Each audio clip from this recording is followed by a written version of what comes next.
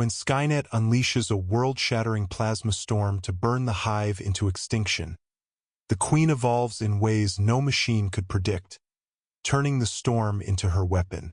The skies split apart with a thunder that shook the very bones of the Earth.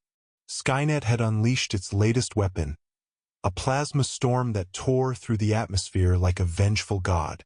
Bolts of incandescent fire arced across the sky, burning holes through clouds, turning night into an unholy dawn of light. The ground blistered where the bolts struck, rivers boiled, forests were reduced to glowing ash, and the ruins of human cities, already hollow skeletons of a fallen age, collapsed into smoking heaps. But the Hive was not so easily erased. Beneath the surface, the Queen stirred in her chamber of bone and steel. The Hive tunnels vibrated with the shock waves, entire passageways collapsing under the crushing force of the plasma lightning. Eggs sizzled and burst in the heat, releasing half-formed young into the flames. Drones shrieked in fury and confusion as plasma burned through their armor, leaving only smoking husks. Yet the Queen did not rage. She did not panic. She listened. Her senses were not confined to flesh and sinew. She felt the currents of the storm. Each pulse of plasma carried patterns. Each strike moved with a rhythm. The Hive was burning, yes, but the storm spoke to her in a way Skynet had never intended. She extended her will, the psychic network that bound her children together.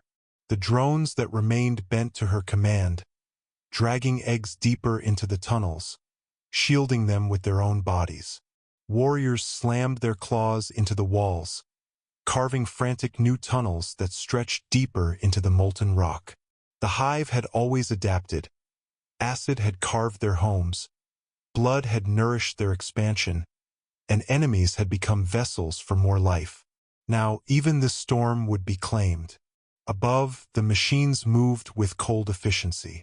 Plasma storm projectors, towering constructs of steel and wire, stood like titans across the continents, channeling Skynet's fury into the atmosphere. Each strike was calculated, each surge measured to scorch kilometers at a time. Terminators stood at the storm's edge, watching the devastation with blank metal eyes.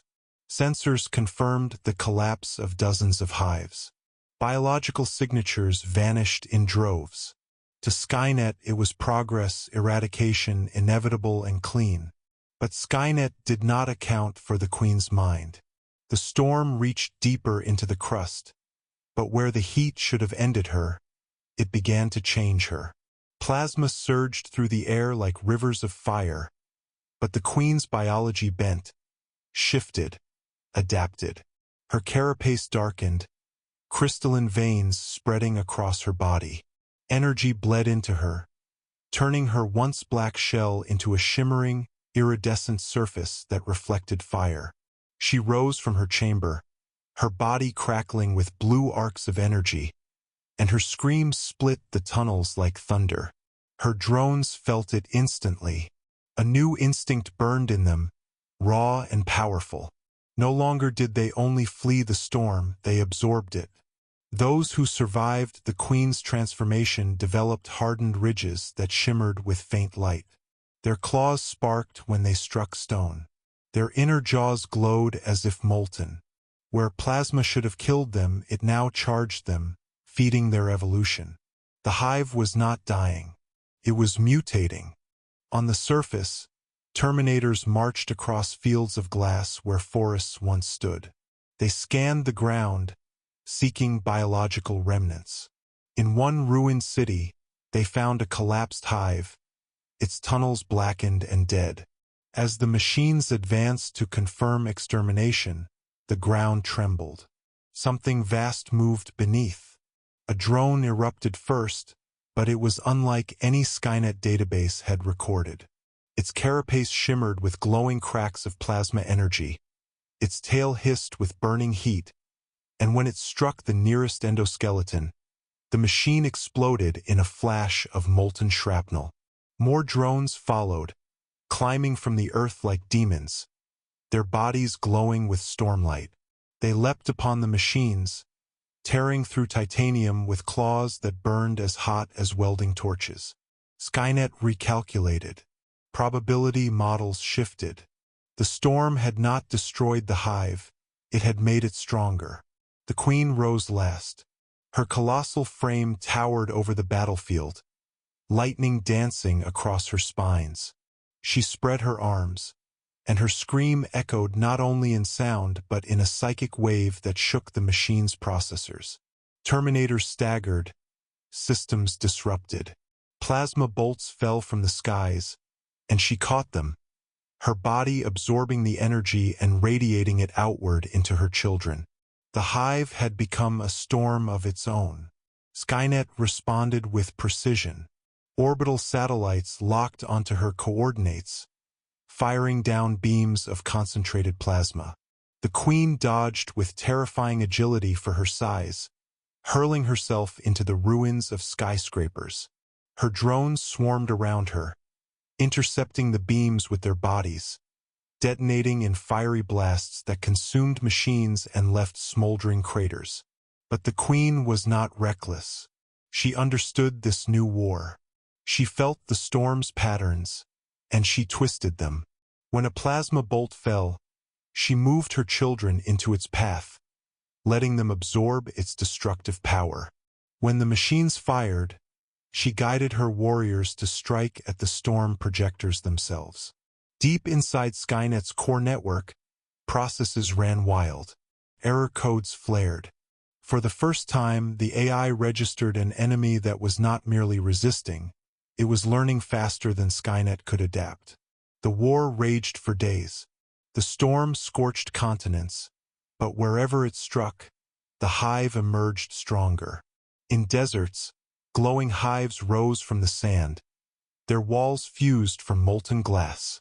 In forests, bioluminescent drones scuttled among charred trees, their bodies pulsing with stolen energy. In cities, new nests glowed like furnaces, radiating heat that twisted steel. Humanity, scattered and hidden, watched from the shadows. Some prayed for the Hive to fall, others for Skynet's collapse. Most simply knew they were trapped between two nightmares. Then came the night the storm itself bent to her will. The Queen climbed to the top of a shattered mountain, her body a beacon of glowing fire. She roared at the sky, and the storm answered. Plasma bolts curved, striking where she willed them. Energy flowed into her like breath, surging through her body and out to the drones. They pulsed like living batteries, hurling arcs of lightning at the machines.